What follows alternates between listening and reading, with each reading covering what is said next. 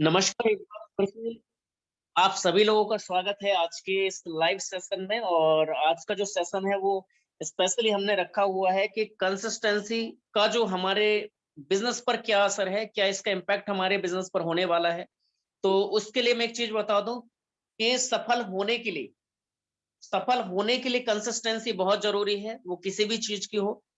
लेकिन consistency offer जो हमारे बिजनेस के अंदर है, उसको अगर हम सही से इस्तेमाल नहीं कर पा रहे हैं तो कहीं ना कहीं जो ग्रोथ हमारी होनी चाहिए वो हमारी इस वजह से नहीं हो पा रही है। तो अगर आपका बिजनेस अभी उस लेवल पे नहीं जा पा रहा है जहां पर आप पहुंचाना चाहते हैं, तो आप चेक कीजिए कि आपकी टीम के अंदर कितने कंसिस्टेंसी अचीवर हैं। चेक कीजिए कि क्या आप कंसिस्टेंसी करते हैं। अब इसका महत्व कितना ज्यादा है, इस पर मैं बात कर लेता हूं। अगर हम बात करें ओवरऑल, अगर हम दुनिया में बात करें, तो खरीदने वाले लोगों की संख्या ज्यादा है, बेचने वाले लोगों की संख्या कम है। 95% लोग, या मैं कहूं कि 98% लोग ऐसे हैं जो खरीदते हैं, बेचते नहीं है। यानी बड़ी संख्या किसकी है? खरीदार की संख्या ज्यादा है, बेचने वालों की संख्या कम है। लेकिन हम क्या करते हैं, जब हम बिजनेस के अंदर आते हैं तो हम टारगेट करते हैं सिर्फ बेचने वालों पर, कि मैं 2 लोग 4 लोग को ज्वाइन करा देता हूँ और ये जो 2 4 लोग हैं, ये आते ही जो है लोगों को बेचना शुरू कर दें और मेरा 5,000 10,000 15,000 की जो है मैचिंग कराना शुरू कर दें। जबकि ऐसा नहीं है। पहले आपको समझना पड़ेगा कि खरीदने वाले लोग दुनिया में ज्यादा हैं, बेचने वाले लोग कम हैं। जैसे उदाहरण के तौर पर मैं आपको बोलूं कि सर, आप कोई सा भी पेस्ट आप करते हैं, आप 50 से 52 रुपए का 100 ग्राम का पेस्ट पेप्सोडेंट का आता है, आप उस पेस्ट को करते हैं। और मैं आपको बोलूं कि सर, एक पेस्ट है जो कि उससे बेहतर क्वालिटी का है और मैं वो आपको देता हूं, वो उससे कम रेट में जो है आपको मैं दे सकता हूं। अभी मैंने आपको पेस्ट दिया तो आपको यूज करने के लिए खरीदार क्यों ज्यादा है, उसकी वजह को समझना पड़ेगा। उसको यूज करने के लिए कोई एक्स्ट्रा आपको ट्रेनिंग की जरूरत नहीं है, कुछ अलग से सीखने की जरूरत नहीं। बाहर से आप पेस्ट यूज कर रहे थे, वही पेस्ट आपने अगर सामने वाले व्यक्ति ने बोला तो आप मेरा भी पेस्ट लेकर के यूज करके देख सकते हैं। क्योंकि आप यही सोच लेंगे कि चलो मैं बाहर से ले रहा हूं, अगर ये मेरे करीबी हैं और अगर ये बोल रहे हैं कि बेहतर क्वालिटी का प्रोडक्ट है और सही दाम पर अगर दे रहे हैं, कम दाम पर दे रहे हैं, तो एक बार क्वालिटी को टेस्ट कर लेते हैं। अब वो व्यक्ति वो क्वालिटी को यूज करेगा और उसके बाद लोगों को वो बताएगा भी। लेकिन अगर वहीं पर मैं उन्हें बोलूं कि सर, ये एक पेस्ट है और इसको आपको मार्केट में बेचना है, तो वो चीज जो है, उसको पहली चीज तो उसको खुद बेचना मुश्किल है। इसी तरह से जो है लोगों को बोलना भी मुश्किल है कि आपको आगे बेचना है। क्योंकि ये डायरेक्ट सेलिंग जो है डुप्लीकेशन का बिजनेस है। जैसा आप करते हैं वैसा आपकी डाउनलाइन करते हैं। जो चीज आप खुद नहीं कर सकते वो आप जो है लोगों से कैसे एक्सपेक्ट कर सकते हैं।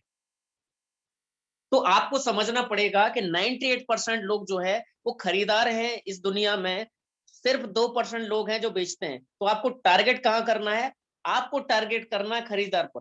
आपकी टीम में जो भी व्यक्ति आता है, सबसे पहले क्या करना है? आपको उसको खरीदार बनाना है, आपको उसको बताना है। जैसे मैं आप आज कोई भी व्यक्ति मेरी टीम में जुड़ता है और मैं उसको बोलूं कि सर, आपको 2 से 2,500 का क्या आपके घर पर प्रोडक्ट यूज होता है? सामने वाले का जवाब हाँ में होगा, क्योंकि उसके घर पे भी 2 4 हजार रुपए का प्रोडक्ट यूज होता है। अब मैं दूसरा सवाल उससे करता हूँ कि क्या सर, ये प्रोडक्ट जो है कहीं ना कहीं से आप खरीदते हैं तो आपको पैसा देना पड़ता है कि नहीं? सामने वाला क्या बोलेगा? बिल्कुल देना पड़ता है। अब सर, वही प्रोडक्ट जो है मैं उससे कम दाम में और बेहतर क्वालिटी का प्रोडक्ट अगर आपको यहाँ से दूं, तो आप लेना चाहेंगे? सामने वाला जो है ये सामान को खरीद सकता है। खरीद क्यों सकता है? क्योंकि खरीदने के लिए कुछ एक्स्ट्रा नॉलेज की जरूरत नहीं है, कुछ उसको सीखने की जरूरत नहीं है। वो बाहर से भी सालों से खरीद रहा है और वो प्रक्रिया में वो माहिर है। उसके दादा ने खरीदा, उसके पिताजी ने खरीदा, वो भी खरीद रहा है और आगे उसका बच्चा भी खरीदेगा। यानी एक ऐसी प्रक्रिया है जो सालों से सदियों से चली आ रही है। तो वो व्यक्ति खरीद लेगा, यानी 2,000 रुपए का सामान वो खरीद लेगा। अब खरीद क्यों लेगा? क्योंकि वो उसकी कंट्रोल में है। यहाँ पर आपको बात समझनी है कि वो क्यों खरीद लेगा, क्योंकि ये बात उसके कंट्रोल में है। जो व्यक्ति मेरे साथ जुड़ता है, अगर मैं बोलता हूँ कि मार्केट से बेहतर सामान आपको मिल रहा है और 2,000 रुपए का 6 महीने लगातार आप सामान खरीदते हैं, तो 7वें महीने प्रोडक्ट आपको फ्री मिलेगा। तो ये बेनिफिट उसको समझ में आता है। और सबसे बड़ी बात, बेनिफिट तो उसको टीम का भी समझ में आता है, लेकिन बड़ा बेनिफिट क्या है, यहाँ पर उसको ये समझ में आता है कि ये 2000 रुपए का सामान खरीदना मेरे कंट्रोल में है। यानी नया व्यक्ति जो आपके साथ जुड़ता है, अगर वो चाहे कि 2000 रुपए का प्रोडक्ट घर पे यूज होता ही है, तो वो खरीद सकता है, क्योंकि उसमें 100% जो कंट्रोल है वो किसका है, उसका खुद का है। लेकिन हम उम्मीद कुछ दूसरी करते हैं। हम उम्मीद करते हैं कि कोई भी व्यक्ति हमारे साथ जैसे जुड़ा है, हम उम्मीद करते हैं कि सर आप 2500 की मैचिंग करो पहले महीने से।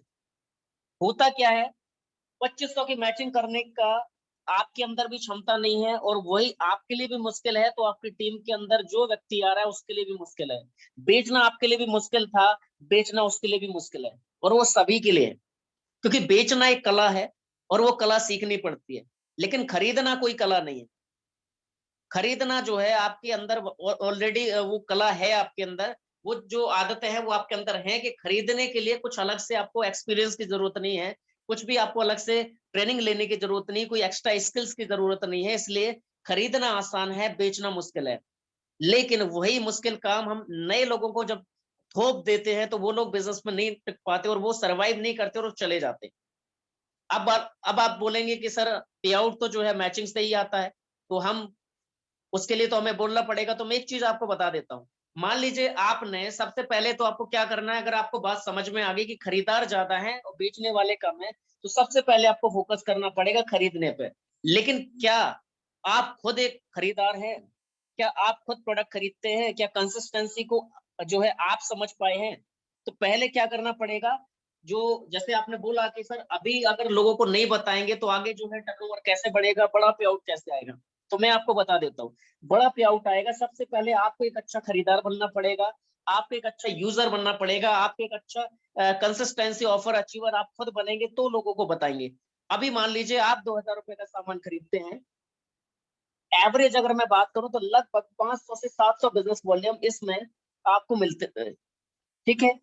अभी मान लो आपने लोगों को मैचिंग के स्टार्टिंग में जो है, क्योंकि हर व्यक्ति आकर के सीधे मैचिंग नहीं करेगा, लेकिन अगर आप बोलेंगे सर खरीदार बनाना है, लोगों को सामान खरीदने के बारे में बताना है, क्या बेनिफिट है, अब उसका फायदा क्या होगा।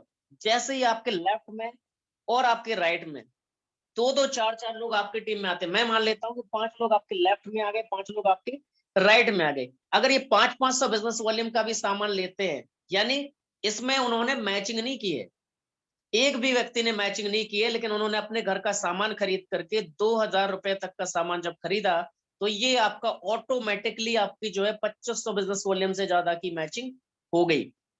अब ऐसे लोग भी आएंगे जिनकी फैमिली बड़ी है, तो वो 5000 का भी लेंगे। अब मान लो 5000 का सामान खरीदने वाले आपकी टीम में जो है 5 लोग लेफ्ट और 5 लोग आपके राइट में है, तो इसमें क्या होगा, 2500 यानी 5000 का सामान अगर आपका है, तो मैं एवरेज मान लेता हूं कि लगभग जो है 1800 से 2000 बिजनेस वॉल्यूम आपको मिलता है, यानी लगभग 9000 बिजनेस वॉल्यूम की आपकी मैचिंग हो गई।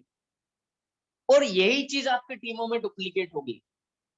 आपने देखा होगा कि मैंने सबसे ज्यादा, जब से कंसिस्टेंसी आया है, जो बिजनेस मेरा 20 तारीख 25 तारीख को जाता था, आज वो 15 तारीख से पहले क्लोज होता है, जब से कंसिस्टेंसी आया है। ग्रोथ दी है, इस जो स्टेबिलिटी चाहिए, अगर आपको कंसिस्टेंट इनकम चाहिए और बिजनेस जो है स्टेबल चाहिए, तो आपको कंसिस्टेंसी ऑफर पर काम करना पड़ेगा, क्योंकि ये आपके भी कंट्रोल में है और ये आपके डाउनलाइन के भी कंट्रोल में है। मैचिंग करना आपके भी कंट्रोल में नहीं है और आपके डाउनलाइन के भी कंट्रोल में नहीं है। लेकिन अगर आप गलत डायरेक्शन में काम करेंगे, मैं ये नहीं बोल रहा हूं कि आपको मैचिंग में नहीं करना चाहिए, लेकिन मैचिंग का सिर्फ एक ही तरह से आप फोकस करेंगे, अपने काम करने के बदलाव में फोकस नहीं करेंगे, तो काम नहीं बनेगा। क्योंकि हर व्यक्ति तो आपके टीम में मैचिंग नहीं करेगा, वो आपको भी पता है। तो आपको क्या करना है, हमें डिस्ट्रीब्यूटर भी चाहिए और हमें यूजर भी चाहिए, हमें दोनों को लोगों को लेकर के चलना है, तो हमें काम करना पड़ेगा कंसिस्टेंसी ऑफर पर। और अगर आपने कंसिस्टेंसी ऑफर पर काम करना शुरू कर दिया, तो जो ग्रोथ है आपकी, वो ग्रोथ आपकी एक स्टेबल ग्रोथ होने वाली है, वो कभी भी नीचे की तरफ नहीं जाएगी। अगर आप, क्योंकि बहुत सारे लोग आप देखोगे ऊपर की तरफ जाएंगे तो नीचे भी गिरेंगे, लेकिन अगर आपने कंसिस्टेंसी पे काम करना शुरू कर दिया, तो आपकी जो ग्रोथ है वो हमेशा जो है ऊपर की तरफ जाएगी, कभी भी नीचे नहीं गिरेंगे। अगर बाई चांस कुछ ऐसा होता है, किसी कारणवश कोई दिक्कत होती है, तो भी आप स्टेबल जरूर रहेंगे, ऊपर नहीं जा पाएंगे उस महीने, तो आप नीचे भी नहीं जाएंगे। क्यों? क्योंकि कुछ बिजनेस आपका जो है वो ऐसा है जो आपका एक तरह से पैसे हो गया है। आपने एक्टिव इनकम और पैसिव इनकम के बारे में सुना डायरेक्ट सेलिंग में आके, लेकिन बिजनेस के बारे में मैं बात करूं तो बिजनेस में भी एक्टिव बिजनेस और पैसिव बिजनेस होता है। एक्टिव बिजनेस का मतलब होता है कि हर महीने नए लोगों को लाना। हर महीने नए लोगों को लाना आपके लिए भी आसान नहीं है और आपकी टीम में हर व्यक्ति के लिए आसान नहीं है। लेकिन जो पुराने लोग हैं, जिन्हें आपके प्रोडक्ट की क्वालिटी पता है, जो कंपनी के टच में हैं, जो कहीं न कहीं घर में हमारे 2-4 हज़ार का प्रोडक्ट यूज़ होता है, चाहे डायरेक्ट सेलिंग करें या नहीं करें, तो वो लोग सामान खरीदते रहेंगे तो रेगुलर आपका जो पे आउट है वो हमेशा स्टेबल रहेगा। स्टेबल पे आउट के लिए आज जितने भी डायरेक्ट सेलिंग कंपनी में लोगों के 20 लाख, 50 लाख, करोड़ रुपए का पे आउट है, आज वो स्टेबल कंसिस्टेंसी की वजह से स्टेबल पे आउट ले रहे हैं और कंसिस्टेंट इनकम ले रहे हैं और वो पैसिव इनकम है। बहुत सारी कंपनी में जॉइनिंग बेस में जब आप देखेंगे कि लोगों की 4-4, 5-5 हज़ार के नेटवर्क है, लेकिन अगर इनकम की बात करें तो 50,000 भी नहीं आता। क्यों नहीं आता? क्योंकि वहां पर स्टेबल नहीं रहता। अगले महीने हो सकता है इस महीने 100-200 लोग हमारे साथ नए आए, अगले महीने हो सकता है कोई ऐसा समय पड़ेगा कि हम समय नहीं दे पाए, हमारी टीम यहाँ-वहाँ बिज़ी हो गई। जैसे शादियों का सीज़न आता है, त्योहारों का सीज़न आता है, तो लोग अपने-अपने कामों में बिज़ी हो जाते हैं, तो उस टाइम पर बिज़नेस गिर जाता है। क्यों गिर जाता है? क्योंकि वो सिर्फ़ और सिर्फ़ नए लोगों पर डिपेंड है।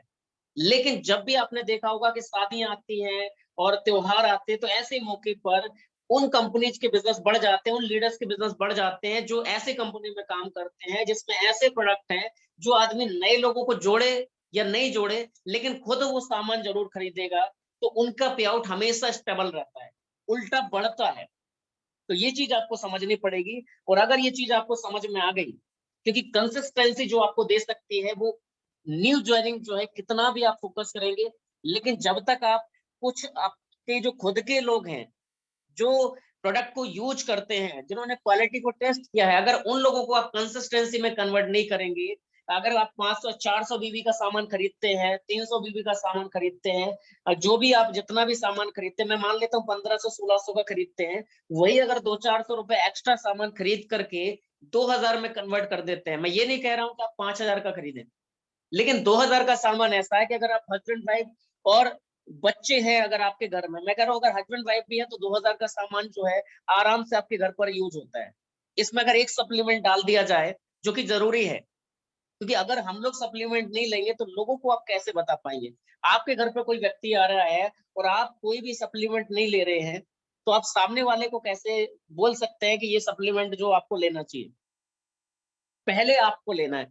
तो एक सप्लीमेंट ज़रूर आप अपने घर पर इस्तेमाल करें, आपको लेना ही लेना है, क्योंकि अभी समय भी ऐसा चल रहा है और आगे आने वाले समय की ये माँग है। क्योंकि वेलनेस इंडस्ट्री एकमात्र ऐसी इंडस्ट्री है, वेलनेस और एफएमसीजी 2 इंडस्ट्री ऐसी जो सबसे ज़्यादा बूम करने वाली हैं और वो दोनों का ही बेजोड़ जो हिस्सा कह सकते हैं आप वो ओके लाइफ केयर है। दोनों को मिला कर के एक जो कॉन्सेप्ट बना है वो ओके लाइफ केयर है। इसलिए इसमें ग्रोथ लोगों की बहुत ज़बरदस्त हो रही है, लेकिन उसको सही तरीके से आपको समझना पड़ेगा। तो उम्मीद करता हूँ कि ये जो सेशन है, वो आपको समझ में आया होगा और अगर आपने इसको ध्यान से सुना होगा और इसको सही तरह से इम्प्लीमेंट अगर आप करेंगे और टीमों तक इन बातों को पहुँचाएँगे, तो उम्मीद करता हूँ कि बहुत बेहतर रिजल्ट जो है आप इससे पाएँगे। तो थैंक यू सो मच इस सेशन को अटेंड करने के लिए और भी ऐसे ही सेशन अटेंड करने के लिए लगातार हमारे साथ जुड़ते रहें। Thank you so much.